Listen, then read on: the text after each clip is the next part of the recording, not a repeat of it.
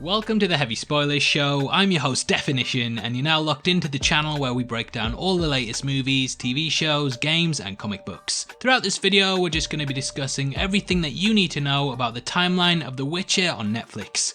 The events may leave you confused, as some things that happen in episode 4 set up things in episode 1, and yeah, there's a lot of timey wimey wibbly wobbly stuff. So we're just going to be breaking it down as simply as possible to show you how the first season maps out. Anyway, there will be heavy spoilers here, so if you haven't had a chance to watch the show yet and don't want to know what happens, then I highly suggest that you turn off now. We're spoiling absolutely everything here, so you might want to check out if you've not seen the season yet. With that out of the way, I just want to give a huge thank you for clicking this video. Now sit back, toss a coin to your Witcher, and let's get into our timeline breakdown.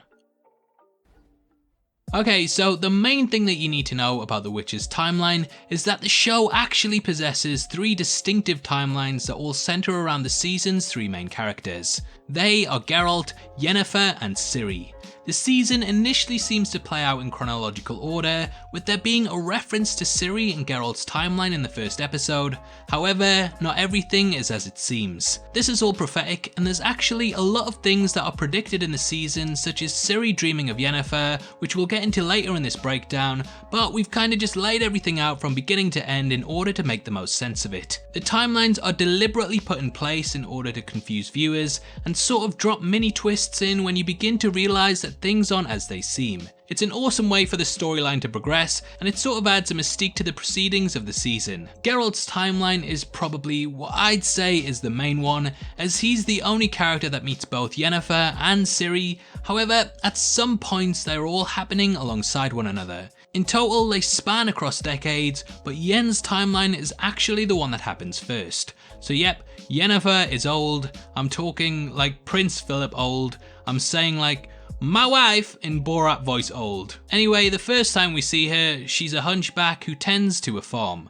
She's pretty much treated like how the Dursleys treat Harry Potter, and nobody really likes her. She is, however, a great example of why you should always be nice to the ugly girl in school. We all learned the hard way. I still love you, Lauren Thompson. Anyway, we learn in the season that Yen is half elf and that her father died during a genocide known as the Great Cleansing. In Geralt's timeline they refer to this almost as a legend, and therefore we know it happened a long time before we ever meet our Witcher for the first time. We know that Yen can't really remember her father all that well, so he probably died when she was very young, meaning that she arrived at Artusa 15 years after the Great Cleansing. We don't know how long that Yennefer studied there for, but she ages very little between her arrival and ascension, so we can probably guess that it was roughly between 4 to 5 years. However, all of this is happening long before the birth of Ciri, up to at least 50 years prior. Yen begins developing her powers and slowly becomes one of the most powerful mages in the land. She is tied to the sorcerers though and must perform tasks for them.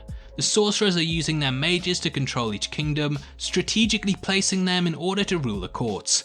She wants to go to Arden, but this is refused by her bosses, and thus she turns to drastic measures in order to ensure that she gets her own way. During this she has her appearance fixed, and as we know from the Witcher lore, all magic comes with a cost. So, in order to receive beauty, she has to give up her ability to bear children. The procedure ends with her womb being removed in order to achieve this. Yen gets a position in the court of Erden, and she begins working there. However, this comes at the annoyance of Fringilla, who is sent to Nilfgaard in Yen's place. At this location, Fringilla begins to empower the kingdom, and we learn that, technologically, it begins making leaps and bounds after her appointment there. We also do know that it's roughly about the time of Yennefer's appointment that Geralt's origin story happens. As a young man, he's abandoned by his mother Vesenna, bound by Vesemir and trained to be a witcher. Fingers crossed we get to see Vesemir next time, as there are rumours that he will be played by Mark Hamill. That's just some fan casting though, but yeah, I would love to see it, and maybe we will finally get the Luke Skywalker story we should have got. I'll stop before I start ranting. From here, Yennefer begins working for the court in a position that spans 30 years. Here she has a couple of tragic events happen to her, and she fails to save a mother and a baby, which massively changes her opinion on mages, kingdoms, sorcerers, and so on. It's during this time that Geralt begins to have some adventures. He meets Stragobor, lifts a Striga curse, and so on and so on. This is pretty much where his story picks up in episode 1, and his timeline and adventures flow from this point onwards. These tales are immortalized in songs, and for the next couple of decades he becomes renowned throughout the Witcher land. Yennefer abandons her post at the court and begins working independently, though we don't know how long she does this for. Roughly though, Yennefer's timeline takes place over about the space of 70 years, so we can assume that it was roughly about 10 years. Yeah, this show is kind of all over the place and no one ages, but that's just what we can gather from lip service that's dropped. After gaining a reputation, Geralt attends a royal ball at Cintra. Queen Calanthe is looking for a suitable husband for her daughter, Princess Pavetta, and during this time she insults a representative of Nilfgaard, which eventually gives reason for their invasion later in the timeline, but earlier in the show. Yeah, it's very confusing. In addition to this, the court is sent into shock when Pavetta reveals that she already has a suitor named Dunny. Dunny had been cursed at the age of 13 by a mage, but with the help of Geralt they are able to lift it. As a thank you, Dunny gives Geralt the Lore of Surprise, which turns out to be Princess Ciri, who now has her fate tied with the Witcher. Geralt continues traversing the land, and with Jaskier he discovers a gin bottle in a lake and from this receives 3 wishes. Not long after he meets Yennefer and he binds his fate to her with his last wish. We never find out what this is, however there are some fan theories online that Geralt actually wished that they would have a baby together. This would not only save a life, but it would also make it that one day she would be able to have children. It also makes their fates tied together and is probably the most likely theory that I've seen, though as I've said, this has never been confirmed. Yen and Geralt begin their on-again off-again relationship and separate for a couple more years. However, they bump into each other once more on the adventure involving the Golden Dragon. This seems too good to be true, and Yen realizes that the last wish by Geralt probably is behind it. She gets angry and storms off, and this is the last time that the characters meet in season 1. Geralt goes to Cintra and Queen Calanthe and co try to trick him into guarding a fake Ciri, though he discovers this and is eventually jailed for it. Nilfgaard invades Cintra and Queen Calanthe dies. Before passing, she instructs Ciri, who is now 14, to go and find Geralt. During the invasion, Geralt goes looking for her, but he's unable to find her and she flees to the wilderness. Kahir searches for her and Ciri realizes that she has incredible powers.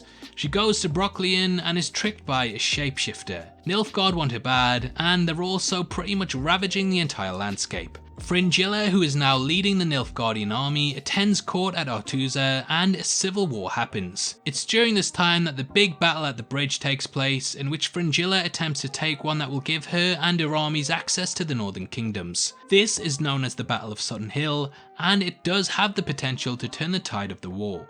It's an awesome action scene that is definitely one of the highlights of the show, and though it's not completely carried across just how instrumental this location will be in the war, defending it is of the utmost importance. Yennefer and her squad manage to save the day, and she unleashes all of her powers at once, completely decimating the forces of Nilfgaard and killing many people. This is Yennefer's last appearance in the season, and after unleashing everything, she disappears. During this time, Geralt is badly injured, and he's taken care of by a stranger. He has a vision of his mother Vicenna, and in the season finale, he comes across Ciri. Ciri asks who Yennefer is, as she's been having dreams about the character, and the show cuts to black, ending the first season. So that's all of the events in the first season's timeline. We did skip over some of the events just to keep everything streamlined, but that's pretty much everything you need to know about the main events in the show. We do know that going forward, season 2 will have a lot more streamlined timeline, and that the events will be happening in chronological order finally, so no more head scratching, I promise. Well, I don't know that for definite, but I'm really hopeful. Hopefully this video has helped you get your head around everything, and I definitely think that the show's narrative aesthetic keeps it really engaging, and I loved watching the events unfold in the way that they did. This is a really unique show, made all the more unique because of its structural layout. I had a lot of fun putting this together, and it was brilliant revisiting the show with a new understanding of how things were happening. Anyway, that's everything you need to know about the timeline of The Witcher on Netflix. If you enjoyed this video, then please give it a thumbs up, and if you want to know more about the show, then check out our breakdown of everything we know so far about the second season. We've also put together a full breakdown of the first season, which will be linked at the end, so yeah, 2 great things to watch if you're a Witcher fan. If you want to come chat to me after the video, then make sure you follow me on Twitter at DefinitionYT, or head over to my Discord server, which will be linked in the description below. We drop videos on there early, so if you want to see stuff before anyone else, then that's the best place to be. It's free to join and we have an awesome community, so hopefully I see you over there very soon. We're also giving away a free copy of Joker, which is one of our favourite movies of last year, and all you have to do to be in with a chance of winning is like the video, make sure you subscribe to the channel, and leave your thoughts on the timeline in the comment section below. The winner is going to be chosen on the 15th of January and the set will be shipped out from then to whoever gets the prize, so best of luck to everyone who takes part. This is a channel for people who are never missing television, so if that's the kind of thing you like, you need to subscribe to Definition. Thanks again for taking the time to watch this, you've been the best and I'll see you next time. Take care, peace.